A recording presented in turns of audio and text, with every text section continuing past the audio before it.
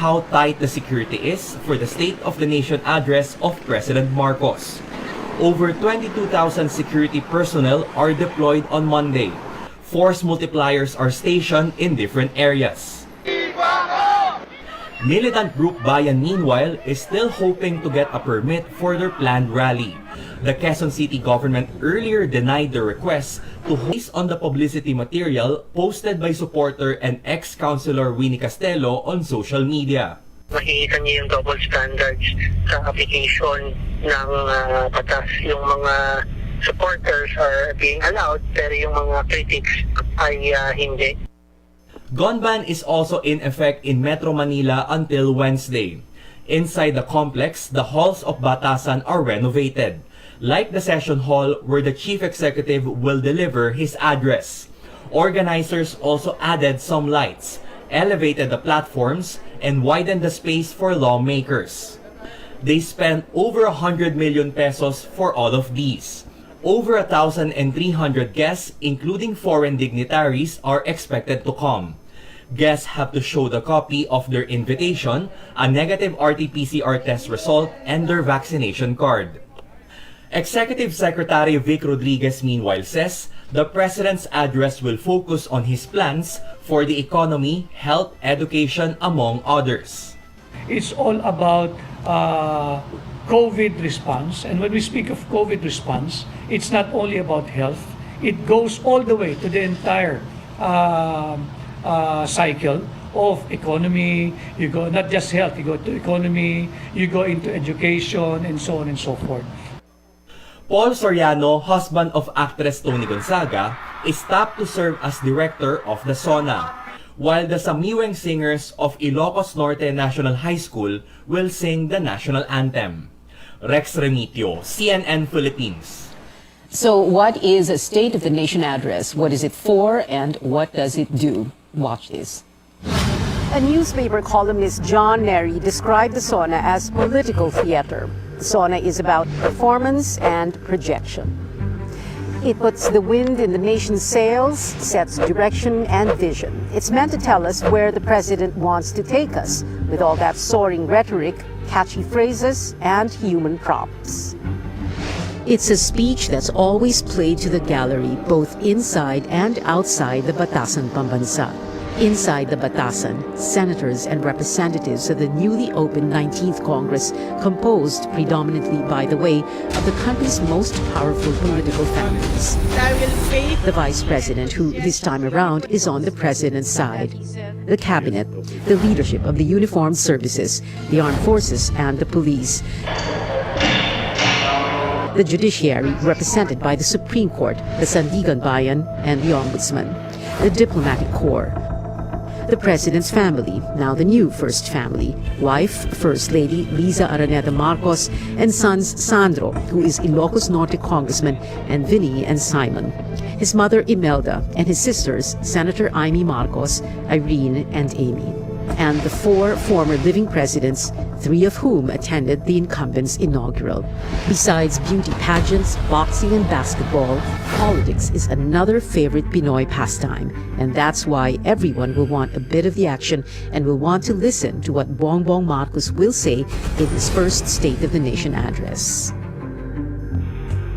He's sure to talk about agriculture, the economy, education, and the pandemic, as he did in his inaugural address. Expectations are high, not just for this SONA, but for this new president as well. And not just from the 31 million who voted for him, but also from what he said are his 110 million reasons to be confident.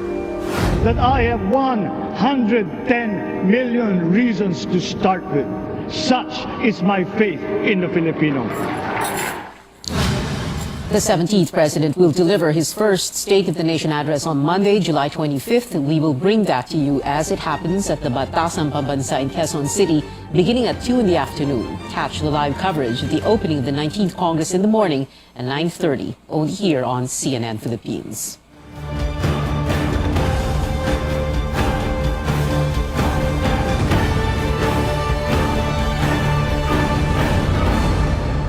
The Defense Department vowing to protect the country's territory and sovereignty even as the new administration looks into sustaining warm ties with China. David Santos has that and other priorities of the new leadership. Defense Department's 10-point agenda, safeguarding the nation's territorial integrity. We are in a better state right now than we were 10 years ago, say military capability, our ability to conduct maritime security patrols, sovereignty patrols in those areas, and we will continue to do that. But the new DND leadership is also assuring it will toe the line with President Marcos's marching orders to keep a friendly stance towards China over the West Philippine Sea, avoiding a sudden shift in policy set by former President Rodrigo Duterte. What we want is a rules-based international order in these areas, and we support that. And I think both those administrations and this administration ay ganun ang patutunguhan na polisiya. The DND will also pursue international defense ties beyond traditional allies, with some countries now more aggressive in holding joint trainings with Filipino security forces. Ngayon, we are extending our activities for a stronger cooperation with Japan, not only sa economic but military and defense as well. The DND will also review its multi-billion peso military modernization program, especially big-ticket items, amid the government's austerity measures to deal with other priorities like food security and pandemic response. We're trying to review it in a way that these are what we need, what we really need with the available budget na kayang ibigay sa atin. Internal security remains critical as the drawn-out war versus communism and radicalism continues. The DND is backing the controversial anti-insurgency task force as it also eyes the revival of the ROTC program on campuses.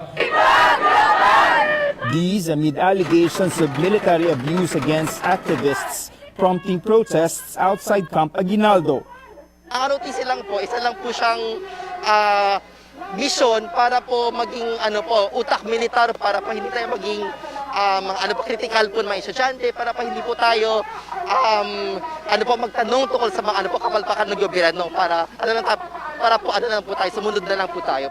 Beyond the usual security concerns, there are also non-traditional threats like cyber attacks and disasters brought about by climate change. The DND playing a key role in keeping up with President Marcos's campaign promise of a stronger and better Philippines. David Santos, CNN Philippines.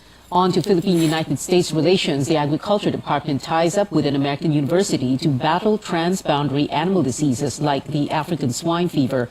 The DA signed a 3-year memorandum of understanding with the University of Minnesota in a deal that would facilitate knowledge sharing through the exchange of faculty, scientists, and technical staff. The U.S. Embassy in the Philippines says the U.S. Agriculture Department is funding the initiative. The Philippines was first hit with ASF in July 2019. The disease forced backyard farms in a number of provinces to cull their livestock. Authorities have also imposed restrictions on transporting pigs and pork products.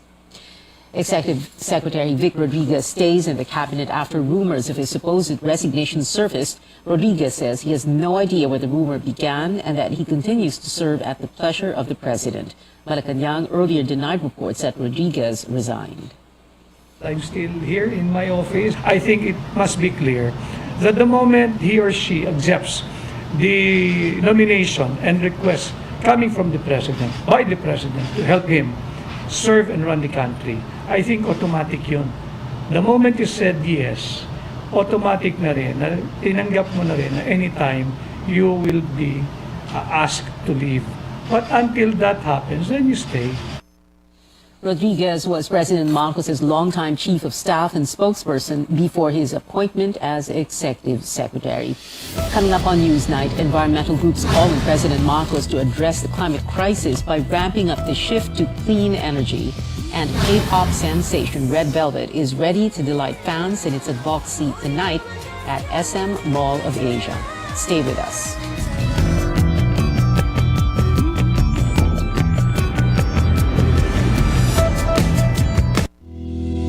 SMC, San Miguel Corporation.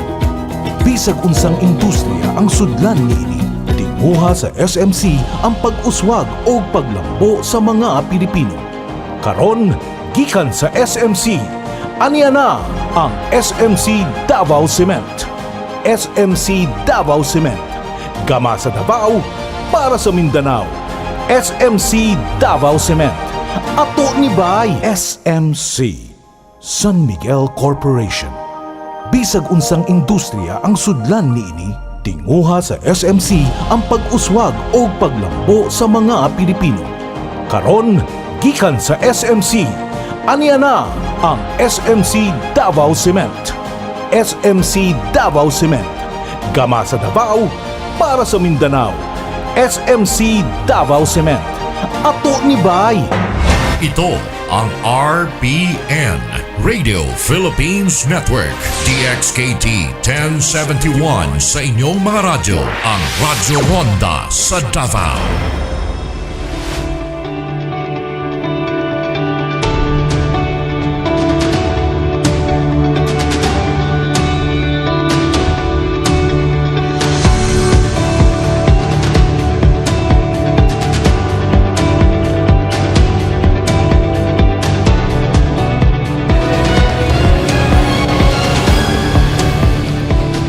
Pandemic watchdog warns of increasing positivity rates in Metro Manila days after projecting a possible drop in cases by next month. Okta research says the rate of people testing positive for COVID-19 rose to 14.6% on July 20th from 14% 3 days before. These figures are higher than the benchmark of 5%.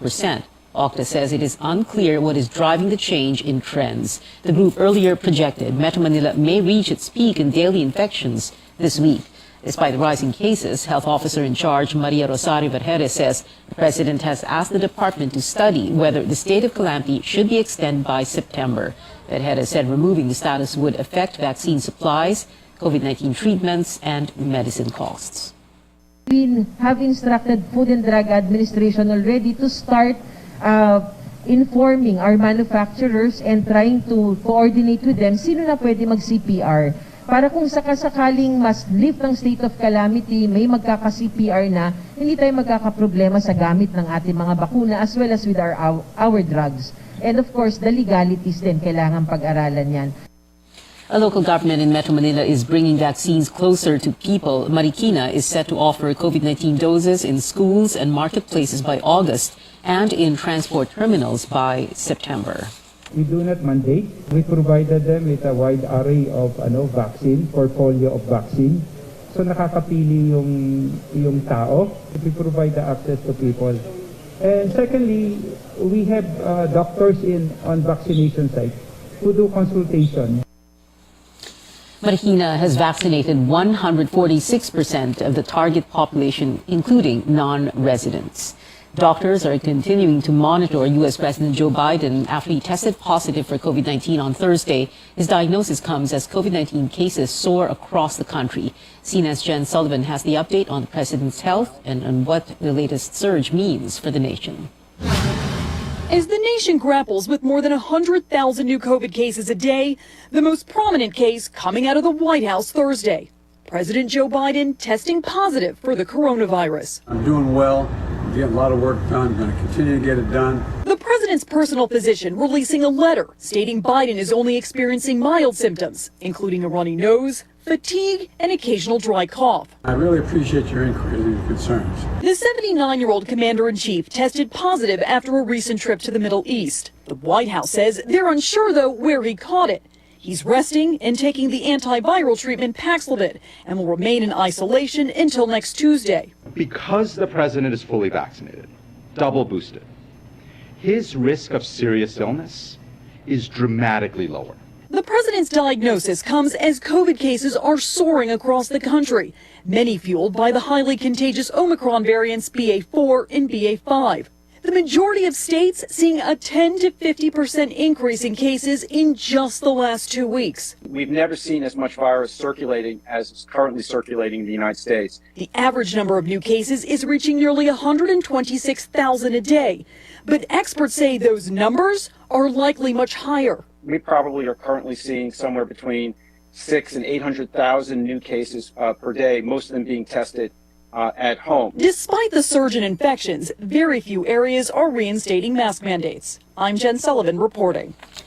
U.S. First Lady Jill Biden has tested negative for COVID-19. Back here at home, Filipinos are cutting back on expenses to save money for emergencies, but as Lois Calderon reports, a number of consumers can no longer afford to do so, with prices continuing to soar. When food and fuel prices rise to record highs, it's hard to imagine how one can build savings. But food tech Jessa Beth Garciano did just that. Over the past 7 years since graduating from college, Jessa grew her savings to over 1 million pesos. Top of my priority to set 20% for savings, and then the remaining 80% would be the disposable income. Actually, kasama na doon yung insurance, savings. Bills are there, sure, because even when single or unmarried, Jessa supports her parents and younger brother. How does she save for a rainy day? I also take advantage of the vouchers in an online payment. So sometimes they give vouchers. For groceries, I tend to buy in bulk, especially like if it's discounted or there are like buy one take one. Jessa mirrors the life of Filipinos struggling to save up despite hard times, the twin blows of rising inflation and a nagging pandemic.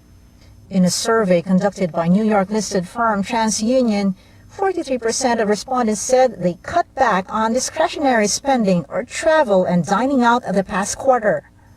56% said they set aside funds for emergencies. Jessa opened a separate bank account for that purpose. If you don't have a clear purpose of your savings kasi, mas patitempt tayong mai-withdraw yung emergency fund natin.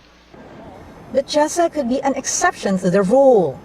The Philippines has yet to be fully financially literate for its citizens to grow their wealth. In separate findings by think tank Ibon Foundation, 7 in 10 families don't have savings. It's something that Ibon Executive Director Sonny Africa said should be in the SONA agenda. Kung pag-uusapan ang sinong bibigyan ng ayuda, hindi lamang yung transport group, dapat magkaroon nga sila. Hindi yan actually sasabi ng Poorest of the Poor na 4Ps, nababawasan pa ng 1 million. Ang nangailangan ng tulong, more or less, the vulnerable 19 million poorest Filipinos na walang savings. According to Ibon, any subsidies that leave out these 19 million Filipinos appear to be mere token and not enough for a social safety net. Lois Calderon, CNN, Philippines.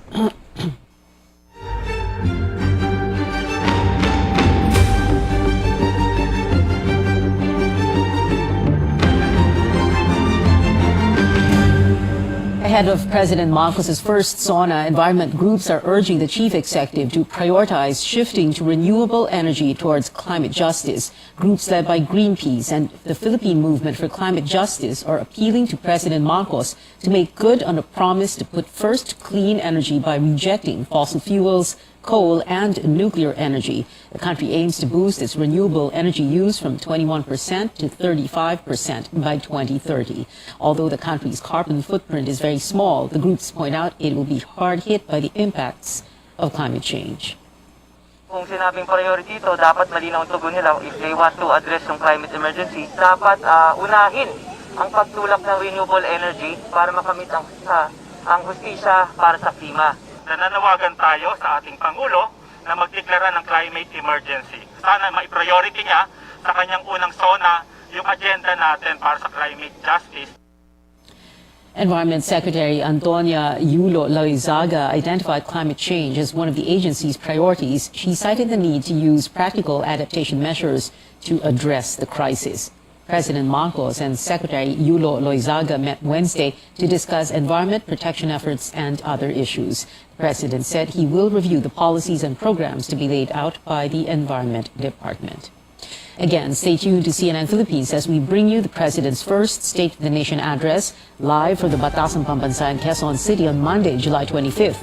From 2 in the afternoon onwards, catch the live coverage of the opening of the 19th Congress in the morning at 9:30 only here on CNN Philippines. Citing several factors, including the retention of a controversial anti-communist task group, some groups are saying human rights may not be among the priorities of the Marcos administration. Apart from linking activists to communist groups, human rights advocates are also expecting more arrests to silence administration critics. Our George Gilas has that story. These activists are accusing the military of abducting 4 of their colleagues. They're called Surface Ador Huat, Loy Magbanwa, Cha Cortez, and Elgin Mungkal.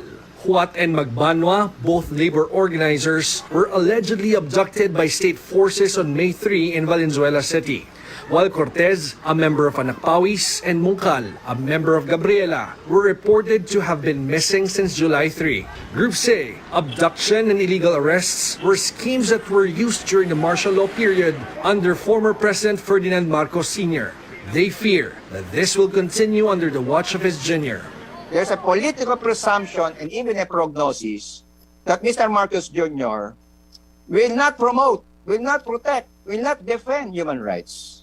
Armed Forces spokesperson Colonel Medel Aguilar denies the allegation against them, saying the military does not tolerate human rights abuses. Despite this, human rights advocates insist there is no clear indicator that there will be some favorable policy shift as to the human rights situation under President Bongbong Marcos. Groups say the Anti-Communist Task Force NTF-ELCAC remains to be a tool to red tag activists and silence those who are critical to the government. It is no mere coincidence but deliberate policy that under the aegis of the NTF-ELCAC, the political prisoners have now increased to 802, the highest number in 36 years after the downfall of the Marcos dictatorship in February 1986. Groups say they will exhaust legal remedies to pressure the government to fairly address the matter on missing activists. George Gilas, CNN Philippines. The country sustains efforts to fight human trafficking. The Philippines retained its Tier 1 ranking in the U.S. State Department's annual report for a 7th straight year. Countries and territories under Tier 1 fully meet the minimum standards of the U.S. Trafficking Victims Protection Act. But the U.S. also flagged the Philippines for not vigorously investigating labor trafficking crimes in the country and for failing to take steps against perpetuators of commercial sex activities. The report also said the government did not report the total number of anti-trafficking operations and investigations of illegal recruitment. The Commission on Elections is confident the barangay and Sangguniang Kabataan elections in December will push through amid calls for their postponement. COMELEC says preparations are happening as scheduled. Voter registration now in full swing and is set to end tomorrow. So far, there are over 2.1 million newly registered voters. COMELEC also says delaying the barangay and SK elections may affect succeeding polls, including the 2025 midterm race. Lawmakers are pushing to postpone the December elections, arguing it will save the government billions of pesos. Coming up on Newsnight, Heads Up Beyonce fans, the pop icon reveals a track list for upcoming album Renaissance. And after 3 years, Korean girl group Red Velvet will again perform for Filipino fans tonight in the special benefit concert. Keep it here on CNN Philippines.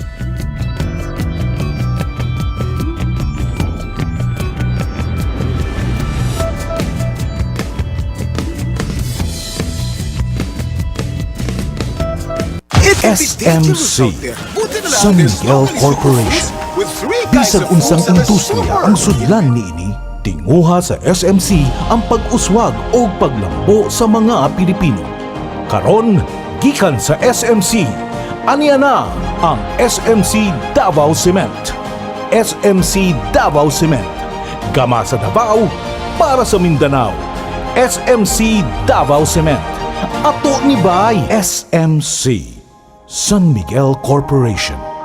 Bisag unsang industriya ang sudlan niini, tinguha sa SMC ang pag-uswag o paglambo sa mga Pilipino. Karon, gikan sa SMC, aniya na ang SMC Davao Cement. SMC Davao Cement, gama sa Davao para sa Mindanao. SMC Davao Cement, ato ni bay. Ito ang RBN, Radio Philippines Network. DXKT 1071 sa inyong mga radyo. Ang Radyo Ronda sa Davao.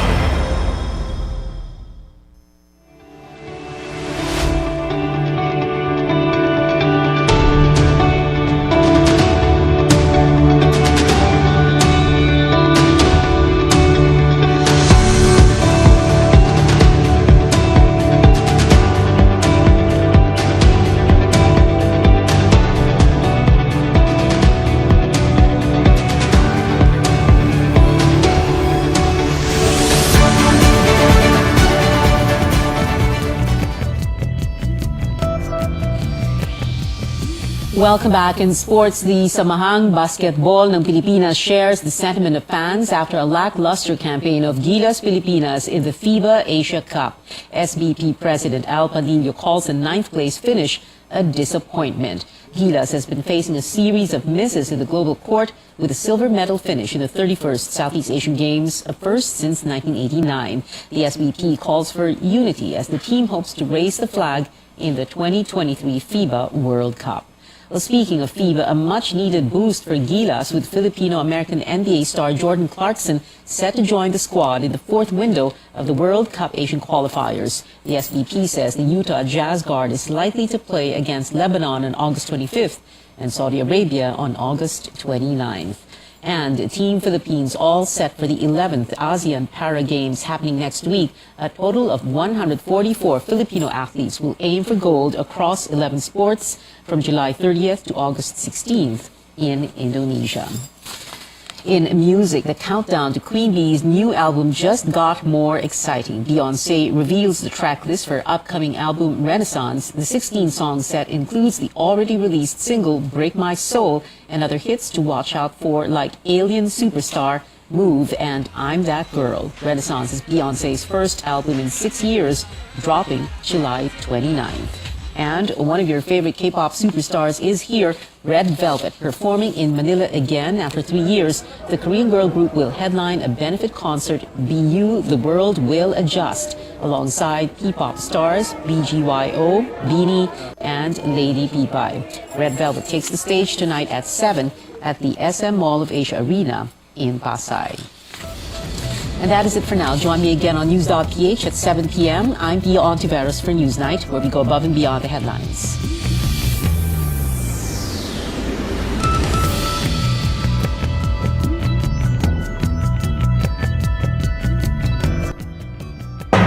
Ito ang RBN, Radio Philippines Network.